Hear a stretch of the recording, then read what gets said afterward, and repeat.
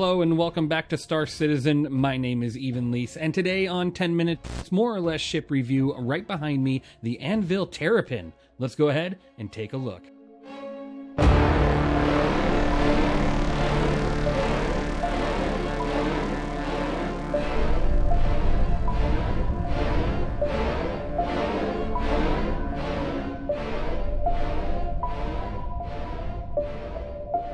Alright, welcome back to another review. Today, the Anvil Terrapin, or the turtle, because that is what it is, it's a turtle. This thing has got quite the hard shell surrounding it, and we're going to get into that here in just a second. I just want to let you know, make sure you stick around to the end of the video, because there is a giveaway, giving away one of these ships with the paint, LTI, and the standalone game pack, brought to you by Cloud Imperium Games, and thank you so much for giving me one of these packs to give away to one of my viewers. So stick around to the end, find out how to enter, and then make sure you enter, okay? I want everybody to have a chance. Now, taking a look at this ship here, if you were to buy it on the store page, it is $220, or if you buy it in-game, it is $5,433,120 AUEC. Definitely a better in-game price than it is an outside of the game price. But, you know, this ship is very beloved. It's a very beloved ship. It's a smaller ship, but it does quite a bit given, you know, its size. So taking a look at that, it only outputs 288 DPS because it has two size 2 CF227 Badgers, which honestly, that is something I was expecting to be a bit higher. I think they need to modify that because it's not very, you know, heavy, and it's not very good for fighting in any term. But you can use it for fighting just because of the massive amount of health it has. So we'll get into that in just a second here. It doesn't have any missiles either. Now, this ship is not really meant to go out there and fight. It's not a fighter. It's not a dogfighter. It's not a brawler. It's none of that.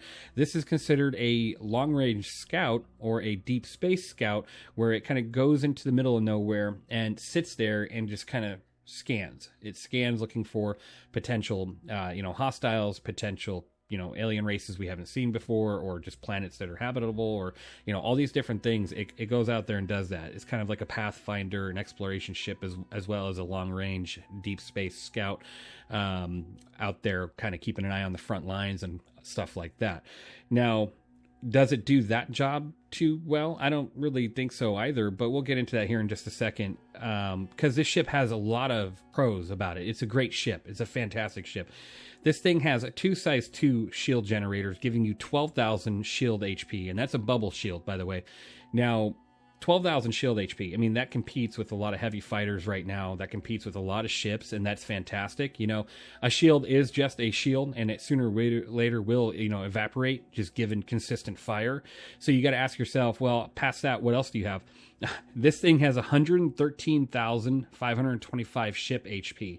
So once you lose that shield, you can sit there taking fire for quite a long time before you have to worry about it, leaving the scene. And that's fantastic, because ships like the Valkyrie, a dropship determined to run into a battle zone and drop off vehicles and troops, only has half of that health pool. And so that kind of tells you just how hard this ship is to kill. It's definitely a turtle in the means of anything going for it.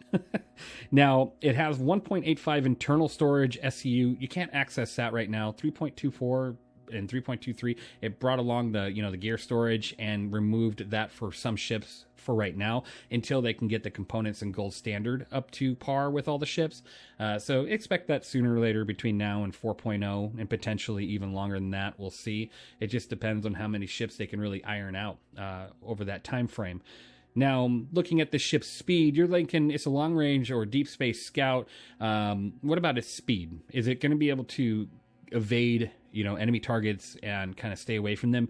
I don't really think so. It's got a top SCM speed of right now 200, with a forward boost of 420, a backwards boost of 240, and a nav speed of 1100. So there's already quite a few ships, especially fighters, smaller fighters, and even bigger fighters, that can outpace this thing pretty bad too. I mean, the previous ship I just reviewed had a SCM of like 210, so that's enough to catch up to a ship like this.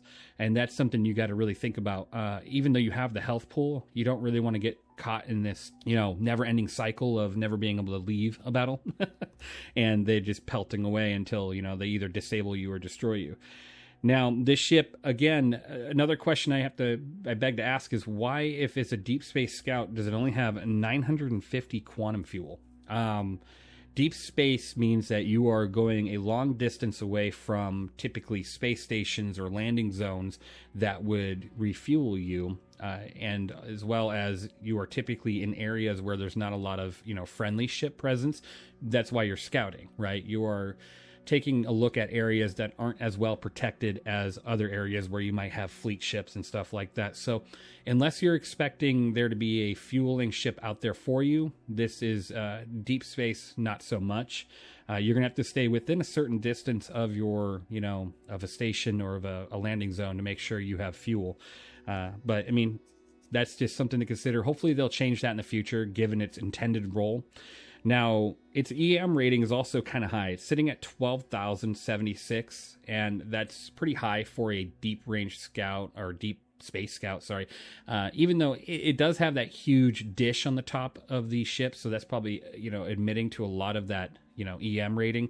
It's given off a lot of power and all that, but I just wish that EM, with how shielded this ship is and how much, armor and everything, I just wish that EM was half of what it is. You would think it would be, just because of its intended role. It's not supposed to be easily spotted. It's supposed to spot others. I mean, it's a great looking ship. Let's go ahead and take a look at the interior really quick, and then we'll go ahead and start talking about the giveaway. So right here is the interior, and this is where you can see the seat of the dish radar operator, and that's where he would sit. Past that, I mean, you got a lot of different things here going on.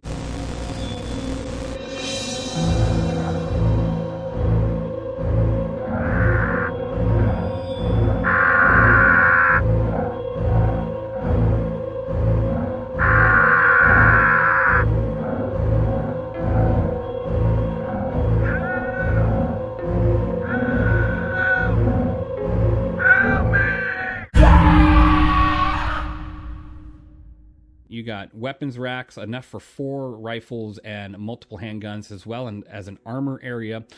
To the right of that, you have a single bed with some component areas, but you can't access these components yet. Nothing like that. And then next to that, you do have a bathroom with a nice little sink, a toilet, and the ability to take a shower. So that's kind of nice. Not going in there. Not a good idea. And then you have more component access within the ship here, as well as more down the hallway towards the pilot seat. So it does have a lot of its components currently, but outside of that, it doesn't have access to certain other ones, just like a lot of ships, like your life support and stuff. You're going to start seeing that in 4.0, though, and that'll be pretty interesting. And then I have to say, it doesn't have its gold standard. So no gold standard. Its components pass is pretty much there, and they need to add 1 or 2 things. But outside of that, I mean, it's definitely not a terrible looking interior. I've always begged the question of if this is, I mean, at least according to the store page, it says it's a 1 to 2 person ship. And that's because you'd have a pilot and you'd have somebody in the dish seat rotating and make sure they're kind of keep an eye on things as you fly. Now, if you're doing that, you only have 1 bed. So it's considered what's called a hot bunk, where one person will be on the dish while the other person sleeps. Maybe you have it on autopilot or something, and then you kind of swap and, change roles for a moment so the other person can kind of get some sleep. I honestly wish they would make it a bunk bed, or just add a second bed somewhere in here and make it a more livable experience. For a deep space scout with limited fuel and then living area, it's kind of disappointing, but hopefully, given the Anvil architect that this ship is supposed to have, maybe they'll upgrade it in the future when they do their pass on it and make it a little bit more fleshed out for its intended role. So that'd be pretty interesting. Now, outside of that, there's not too much else to go over. Let's go ahead and talk about the giveaway on this ship. Before I do, I will say my review score, and honestly, it's, a lot of people see this ship as a 10 out of 10 because it can go to bunkers. It can do a lot for you. You can do deliveries. You can do, it's a drop ship. You could do medical runs with this thing. You can do a lot of things with this ship because of that health pool. You really can. So, I mean, to a lot of people, this ship's a 10 out of 10. To a lot of people, this ship's a 1 out of 10 because you look at it and you go, yeah, but you can't really fight with it. You can be in a fight with it, but you just can't dish out too much, right?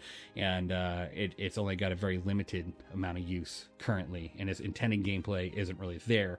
But for me, this ship is a 6.5 out of 10.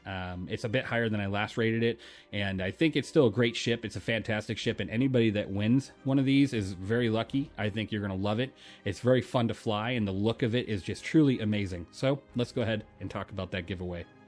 All right, and like I said, Cloud Imperium Games is truly amazing for giving me this game pack to give away to one lucky winner on my channel. You guys, you really are awesome. So the fact that they're giving these giveaways out to give away to you guys, I love it. I love being able to do that. So anyways, the giveaway itself, go ahead and subscribe to the channel, like this video, and comment on this video your favorite horror movie, show, or experience and why. You have until October 31st to do this, so don't rush into it if you don't want to, but otherwise, I can't wait to see what everybody's comments. Personally, I really want to go to like a horror night someday at a Universal theme park. It's probably a little ways out for me, but I think it would be truly fun. But in the meantime, I'm just love taking my kid trick-or-treating, passing out candy, and just having a good time on Halloween, as well as decorating the house when we can. So, you know, guys, thank you for watching. It's truly amazing making these videos. I have a lot of fun. Thank you, everybody. I hope you enjoyed. Let me know what you think of the Anvil Terrapin down below. Don't forget to enter, and I'll see you in the next one.